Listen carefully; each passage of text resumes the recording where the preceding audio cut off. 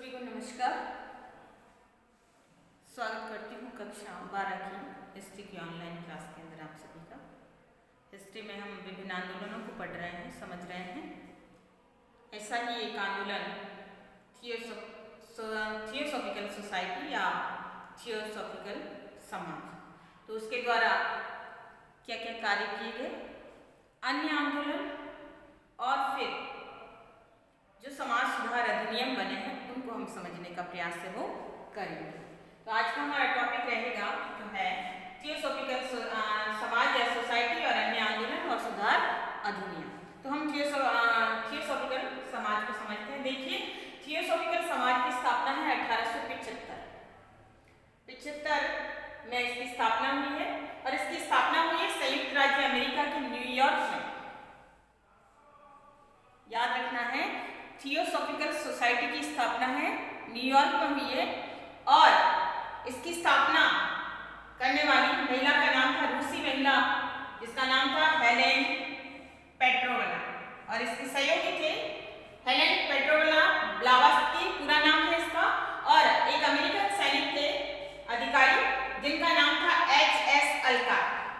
इन दोनों के माध्यम से थियोसॉफिकल सोसाइटी या थियोसॉफिकल समाज की स्थापना 1875 में अमेरिका के न्यूयॉर्क शहर के अंदर हुई। तो ये छोटा सा टॉपिक। और अब जो ये थियोसॉफिकल सोसाइटी की स्थापना हुई थी, उसका उद्देश्य क्या था? तो उद्देश्य था मानवता का विकास करना, यानी संपूर्ण मानवता के कल्याण हेतु कार्य करना इस सोसाइटी का उद्देश्य था।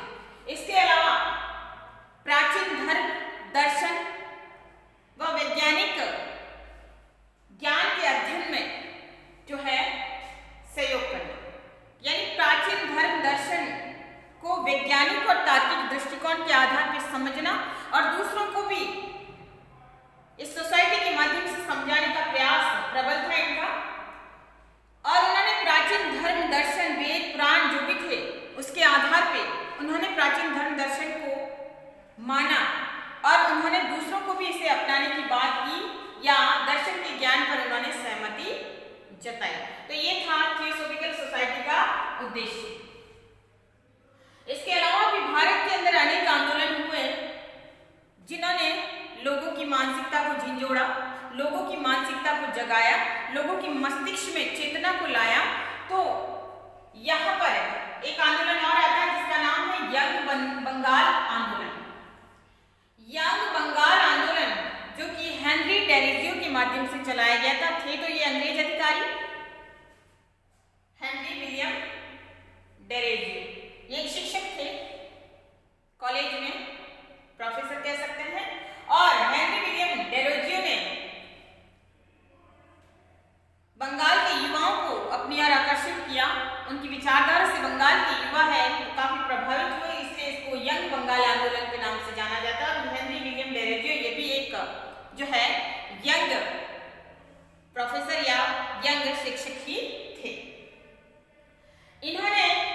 इनका उद्देश्य या हेनरी डेरोजियो के प्रयास थे, विलियम डेरोजियो के प्रयास थे कि स्वतंत्रता और समानता की इन्होंने बात कही, सबको साथ में लेकर चलने की बात की और उन्होंने हर चीज को तार्किक और वैज्ञानिक और विवेकपूर्ण दृष्टिकोण के आधार पे अपनाने की बात है वो हेनरी विलियम डेरोजियो ने की है। तो यहाँ पे सिंगल एक नंबर का प्रश्न ही आता है कि हेनरी विलियम डेरोजियो कौन थे या फिर यंग बंगाल की स्थापना किसने की। तो यहाँ छोटा सा प्रश्न आता है सिंगल 1 नंबर का।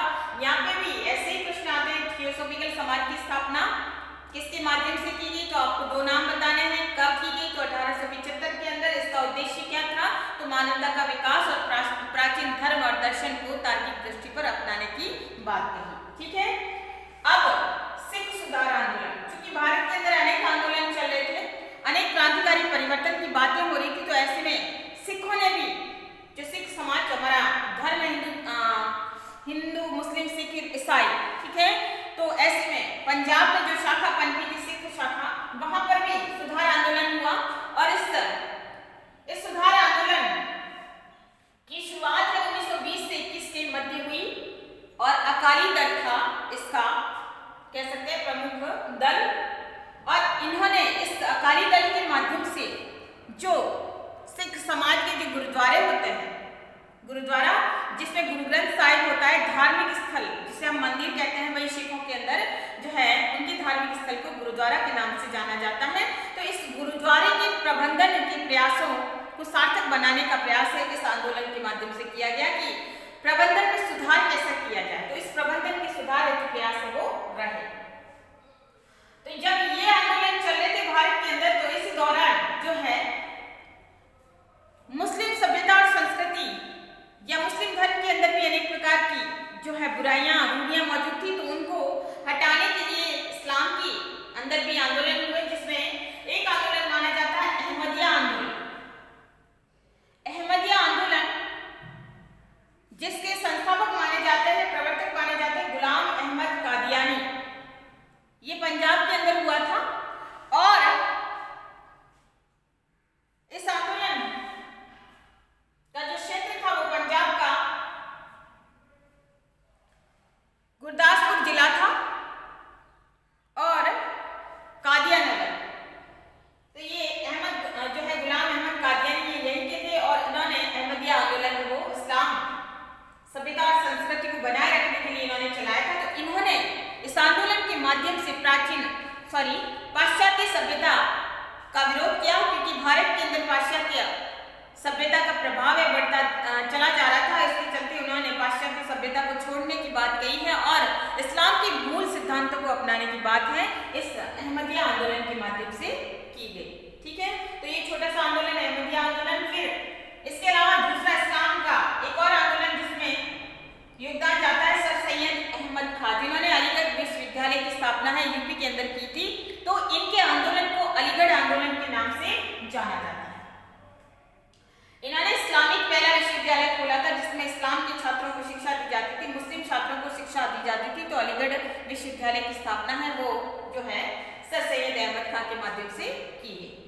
अब इस आंदोलन अलीगढ़ आंदोलन का जो उद्देश्य था वो था आधुनिक, जो सर सैयद अहमद खां ने बात की है वो है आधुनिक पाश्चात्य शिक्षा को अपनाने की बात। तो उन्होंने शिक्षा के स्तर को बढ़ाने के लिए या बाहरी दुनिया को समझने के लिए इस्लाम में इन्होंने आधुनिक पाश्चात्य शिक्षा को अपनाने पर बल दिया और सभी को इस हेतु जागरूक किया। जब अनेक आंदोलन चल रहे थे तो ऐसे में पारसी समाज भी इसमें पीछे नहीं रहा।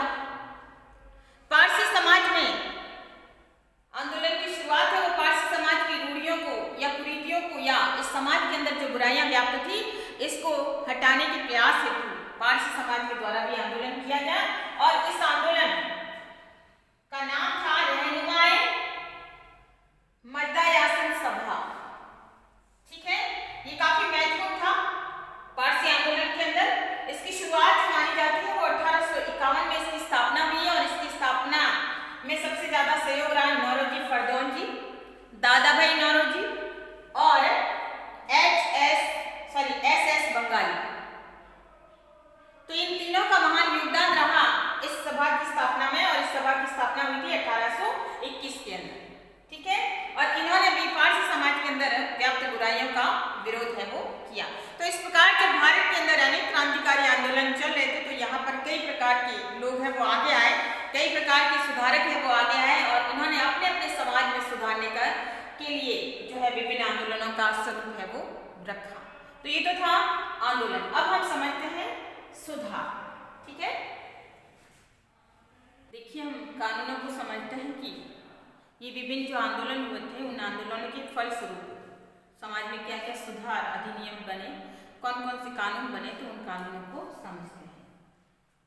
इसमें हमारे समाज में जो बुराइयां थी, सती प्रथा, शिशु हत्या में ये था कि खास तौर से लड़कियों की हत्या कर दी जाती थी। बालिका, छोटी बालिका के जन्म होते ही उन्हें मार दिया जाता था। भारत के विभिन्न क्षेत्रों के अंदर ये कुप्रथा प्रसिद्ध थी या प्रचलन में थी और इस कुप्रथा के चलते बालिका जब बोझ लगने लगी थी या माता पिता को बालिका का जन्म भी अशुभ लगता था, उसके चलते माता पिता बालिका की हत्या कर देते थे। तो ये शिशु हत्या भी समाज में विद्यमान थी और सती प्रथा जैसी कुप्रथा है वो समाज के अंदर विद्यमान थी। इसके लिए 1829 में सती प्रथा निषेध कानून बना। इसमें जो सती प्रथा बना और इसमें राजाराम मोहन राय का काफी योगदान रहा। इनके प्रयासों से ही जो है इस प्रथा के ऊपर ये कानून बना। इसके साथ ही 1856 में हिंदू विधवा पुनर्विवाह कानून बना और इस कानून में जो है सर्वाधिक योगदान रहा वो था ईश्वरचंद्र विद्यासागर,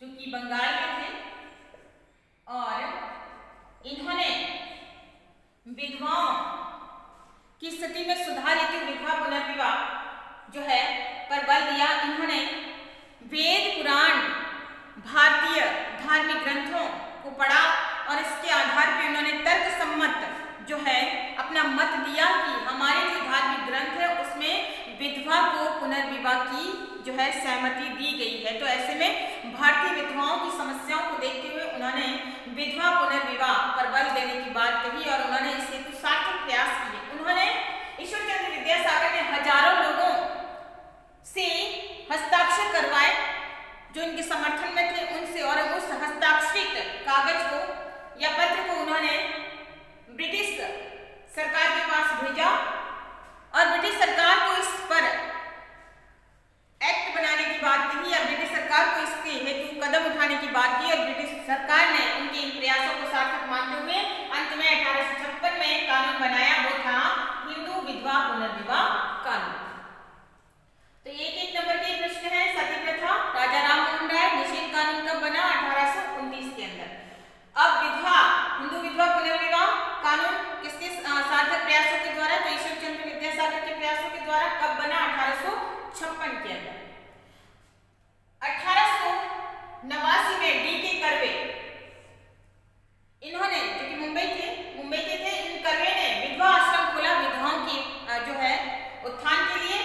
उन्होंने 1906 में मुंबई में भारतीय महिला विश्वविद्यालय की स्थापना भी महिलाओं के उत्थान हेतु की। 1872 में केशव चंद्र सेन जो कि बंगाली थे और इनके प्रयासों के माध्यम से सिविल मैरिज एक्ट बना। ये सिविल मैरिज एक्ट क्या है? देखिए, सिविल मैरिज एक्ट बना उस समय ये कुप्रथा विद्यमान थी कि छोटी उम्र में बालक और बालिकाओं का विवाह कर दिया जाता था, बाल विवाह एक तरह से, और उस बाल विवाह में कन्या 9, 10 साल की, 11 साल की उसका विवाह कर दिया जाता था और लड़के भी कम उम्र में ही हुआ करते थे, उनका विवाह कर दिया जाता था। इसके चलते जो है केशव चंद्र सेन ने इन सब बातों का विरोध किया और इन्होंने जो है सिविल मैरिज एक्ट की बात कही और अंत में 1872 में सिविल मैरिज एक्ट बना और इसमें 14 वर्ष से कम आयु की लड़कियां और बालिका या फिर और साथ में 18 वर्ष से कम आयु के बालकों के विवाह के ऊपर प्रतिबंध लगाया। यानी लड़की की आयु 14 वर्ष होनी चाहिए या उससे अधिक और लड़के की आयु 18 वर्ष या फिर इससे अधिक होनी चाहिए, तभी वो विवाह सार्थक माना जाएगा, अन्यथा इस कानून के तहत है वो दंड मिल सकता है। फिर 1891 में बाल विवाह की रोकथाम हेतु भी कानून बना और रोकथाम हेतु जो कानून बना उसको सम्मति आयु अधिनियम, और इसमें फारसी धर्म सुधारक थे जिसमें B.M. मालाबारी, उनका योगदान है जो है बाल विवाह के रोकथाम कानून हेतु काफी रहा और ये कानून बना है 1891। 1829 में हरविलास शारदा, इन्होंने भी बाल विवाह की रोकथाम हेतु, हरविलास शारदा ये भी एक समाज सुधारक थे, तो इन्होंने भी बाल विवाह की रोकथाम हेतु प्रयास किए और फिर 1829 में बाल विवाह की रोकथाम हेतु कानून बना जिसे शारदा एक्ट के नाम से जाना जाता है। तो इस प्रकार ये सारे के सारे समाज सुधारक थे और इनके प्रयासों के माध्यम से समाज के अंदर जो कुप्रथाएं, जो बेड़ियां, जो कुरीतियां विद्यमान थी, उनको इन समाज सुधारकों ने जो है अंग्रेजी सरकार के माध्यम से अपने समाज की बुराइयों को दिखाते हुए अंग्रेजी सरकार को विभिन्न कानून बनाने हेतु प्रोत्साहित किया और अंग्रेजी सरकार ने इन सामाजिक कार्यकर्ताओं की मांगों को माना और विभिन्न प्रकार के कानून है वो बनाए। तो ये था हमारा आज का जो टॉपिक था कि विभिन्न कानून कौन कौन से बने थे। तो इस प्रकार इन कानूनों सुधारकों के माध्यम से समाज को एक नई दिशा मिली, समाज के अंदर एक नई चेतना आई, समाज में इन सामाजिक आंदोलनों ने प्रत्येक क्षेत्र में जो है उत्थान का कार्य किया, चाहे वो धार्मिक क्षेत्र हो, चाहे वो सामाजिक क्षेत्र हो, चाहे वो समाज का सांस्कृतिक क्षेत्र हो, तो हर क्षेत्र में इन सब लोगों का योगदान रहा, इन समाज सुधारकों, इन दार्शनिकों का योगदान रहा और उन्होंने अपने सार्थक प्रयासों के माध्यम से समाज में जन चेतना को उत्पन्न करने का प्रयास किया। तो ये था हमारा आज का छोटा सा टॉपिक, जिसमें हमने पार्ट 6 में जो अनेक आंदोलन हुए थे उन आंदोलनों को पढ़ा, इसके साथ ही उन आंदोलनों हेतु सामाजिक कार्यकर्ताओं का योगदान और विभिन्न एक्ट या कानूनों का बनना, ये समझा। आशा करती हूँ आपको समझ में आया होगा। धन्यवाद।